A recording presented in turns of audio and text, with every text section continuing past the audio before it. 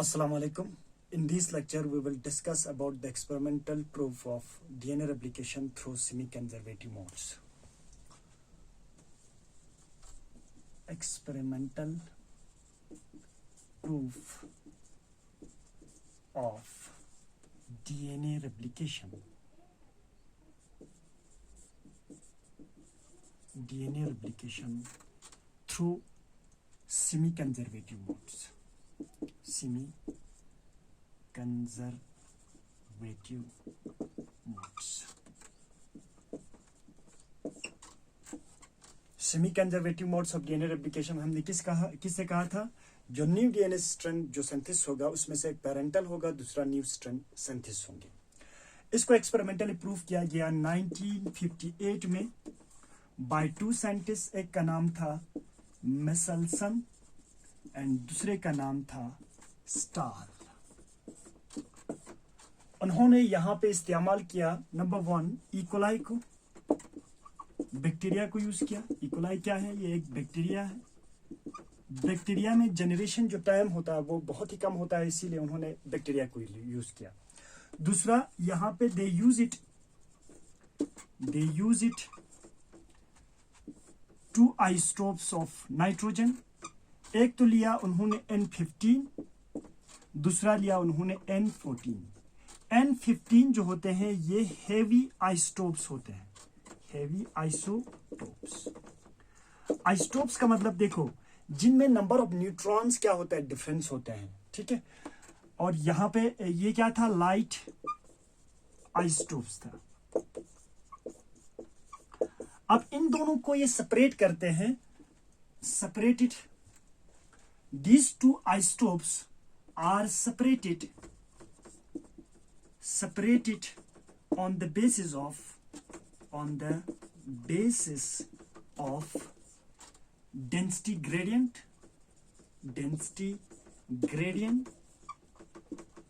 Density के base पे इन दोनों को सेपरेट किया जाता है बाय या थ्रू सेंट्रीफ्यूज करके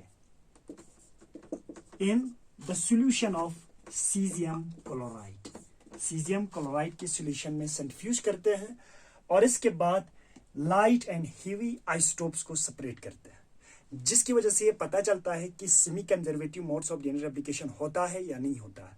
अब इस एक्सपेरिमेंट को हम स्टेप बाय स्टेप समझेंगे।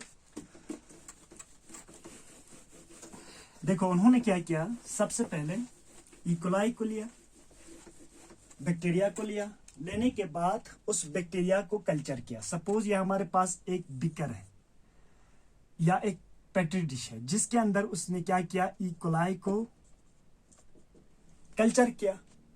और यहां पे सोर्स ऑफ नाइट्रोजन उसने क्या रखा, N15 रखा।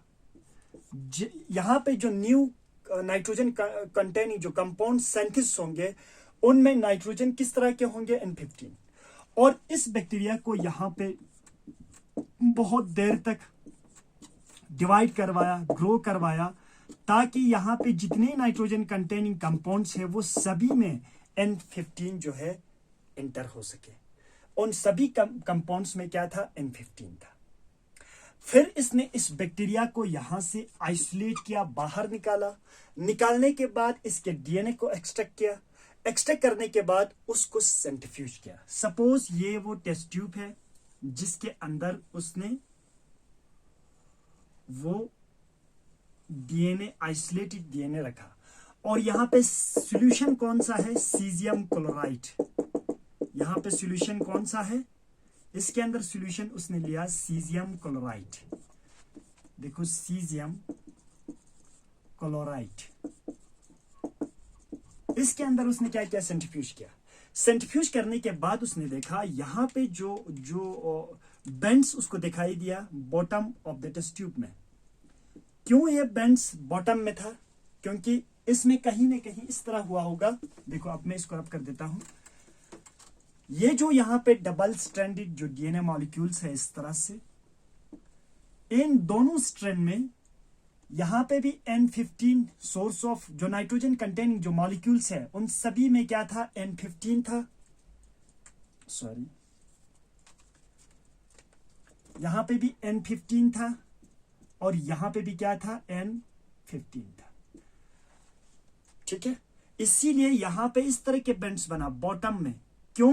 N15 क्या है, हेवी आइसोटोप्स है, ये रेडियो एक्टिव नहीं है, ये आइसोटोप्स है, इसमें नंबर ऑफ न्यूट्रॉन्स ज्यादा है, N15 में ज्यादा है, N14 में कम है, जिसकी वजह से इन दोनों को हम सेपरेट कर सकते हैं on the basis of their density gradient.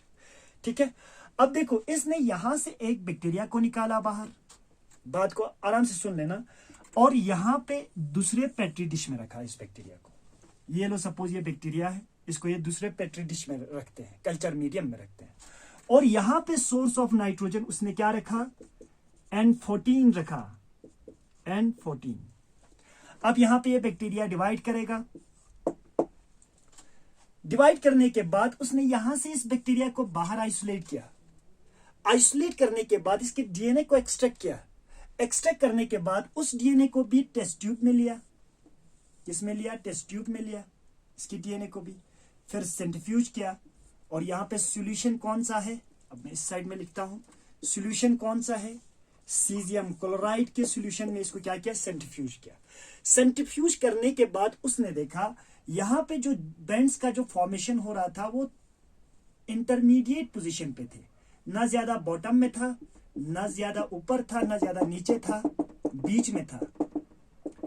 तो इसका मतलब क्या हुआ, देखो जब ये बैक्टीरिया जब डिवाइड करेगा उससे पहले इसका जेनेटिक मटेरियल यकीनन क्या हुआ होगा, इस तरह से आपस में सेपरेट हुआ होगा, इस तरह से आपस में क्या हुआ होगा, सेपरेट हुआ होगा, और यहां पे न्यू स्ट्रैंड बना होगा, और यहां पे न्यू स्ट्रैंड बना होगा।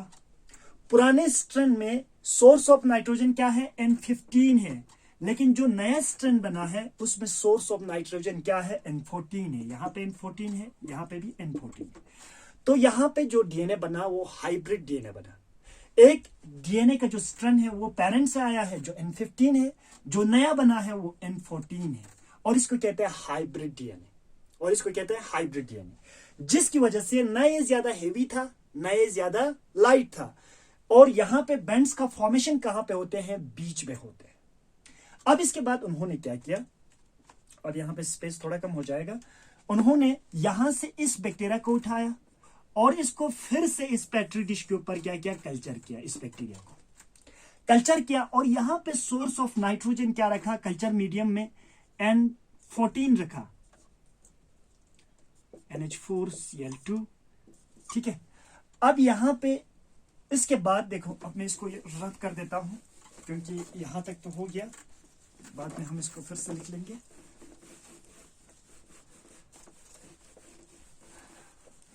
अब उसने क्या किया था, देखो इससे पहले मैं थोड़ा यहां पे बना लेता हूं ताकि हमें, देखो इस कल्चर मीडियम में उसने क्या किया था, ये बैक्टीरिया को इसके अंदर लिया था, और इस बैक्टीरिया के अंदर डीएनए कौन सा था, हाइब्रिड डीएनए था। किस तरह के, हाइब्रिड डीएनए। एक स्ट्रैंड जो है N14 था, दूसरा स्ट्रैंड N15 था, 14 N15 का हाइब्रिड था। अब इस बैक्टीरिया को इसने यहां पे ग्रो किया, ग्रो करने के लिए यहां पे जो कल्चर मीडियम है इसमें सोर्स ऑफ नाइट्रोजन क्या रखा उसने, N14, क्या रखा, N14। अब ये डिवाइड करेगा, बहुत सारा अपना नंबर बनाएगा, क्योंकि 20 मिनट में इसका जनरेशन टाइम होता है, आप लोगों को पता है। अब इस में से एक बैक्टीरिया को बाहर निकाला, निकालने के बाद उसके डीएनए को क्या किया, एक्सट्रैक्ट किया, एक्सट्रैक्ट करने के बाद उसने इस टेस्ट ट्यूब में रखा, जिसके अंदर सॉल्यूशन था किसका, सीजियम क्लोराइड का। सीजियम क्लोराइड क्यों यूज करते हैं, क्योंकि वो डेंसिटी डिफाइनिट होते हैं, इसीलिए सीजियम क्लोराइड को यूज करते हैं। ठीक है, सीजियम क्लोराइड। अब देखो यहां पे इससे पहले जो डीएनए था वो कहीं इस तरह से था, हाइब्रिड डीएनए था, एक था N15, दूसरा था N14, सॉरी, देखो एक स्ट्रैंड जो था N15 था, दूसरा N14 था। अब यहां पे जो बेंड्स बनेगा, ये तो पहले की केस में है, यहां पे जो यहां पे जो स्ट्रैंड बनते हैं, यहां पे या बेंड्स बनते हैं, ये दो तरह के बेंड्स का यहां पे फॉर्मेशन हुआ। एक तो इस तरह से जो बहुत ही ऊपर था, दूसरा इस जगह पे जहां पे पहले था, हाइब्रिड डीएनए भी यहां पे बना था। ऐसा क्यों हुआ, इसको समझने के लिए देखो, ये आपस में एक दूसरे के साथ इस तरह से क्या हुआ होगा, सेपरेट हुआ होगा। आपस में एक दूसरे के साथ क्या हुआ होगा, सेपरेट हुआ होगा, जिसकी वजह से यहां पे देखो एक तो कंप्लीट ये हमारे पास N15 है, ये पेरेंटल डीएनए है, ये भी पेरेंटल डीएनए है, लेकिन ये क्या है, N14 है, ये N15 है और ये N14 है। और यहां पे जो इसको देखकर न्यू डीएनए का सिंथेसिस होगा, इसमें एक में N14 जाएगा, जो पहले पेरेंटल N14 था, यहां पे जो नया भी बनेगा वो भी क्या होगा, N14, जिसकी वजह से यहां पे एक बेंड बनता है जो बहुत ही लाइट होते हैं, ये लाइट होते हैं, हल्का होते हैं। क्यों हल्का होते हैं, क्योंकि यहाँ पे N14 है, N14 है।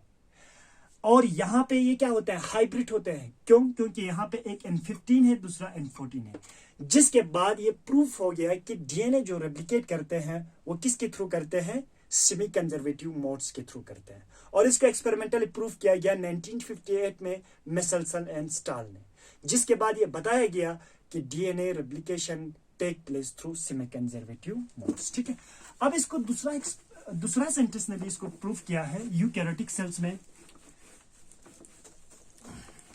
ये तो हो गया प्रोकैरियोटिक सेल में मेसेल्सन एंड स्टाल ने जो एक्सपेरिमेंटली प्रूफ किया।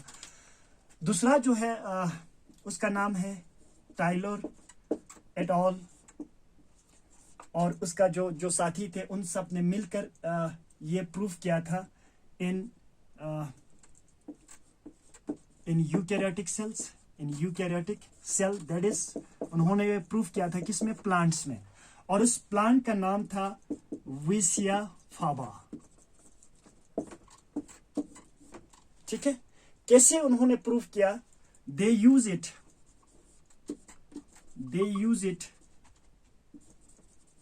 थायमिडीन, हम किसको कहते हैं, थायमीन को, लेकिन न्यूक्लियोसाइड में जो थायमीन होता है उसको थायमिडीन कहते हैं। इस थायमिडीन में उन्होंने यूज किया था, यूज इट H3 नॉर्मल जो होते हैं, एक होता है H3, दूसरा जो होते हैं H1 जो होते हैं ये नॉर्मल होता है, ये क्या होता है, नॉर्मल होता है, लेकिन H3 जो होते हैं रेडियो एक्टिव होता है, रेडियो एक्टिव होता है। तो उन्होंने थायमीन में हाइड्रोजन रेडियो एक्टिव आइसोटोप्स को लगाया, जिसके बाद उन्होंने भी सपोर्ट किया कि डीएनए जो रेप्लिकेट करते हैं वो किसके थ्रू करते हैं, सेमी कंजर्वेटिव के थ्रू ही डीएनए क्या करते हैं, रेप्लिकेट करते हैं। That is the experimental proof of DNA replication through semi-conservative modes. Next lecture, we will discuss the enzymes used for DNA replication. Thank you very much.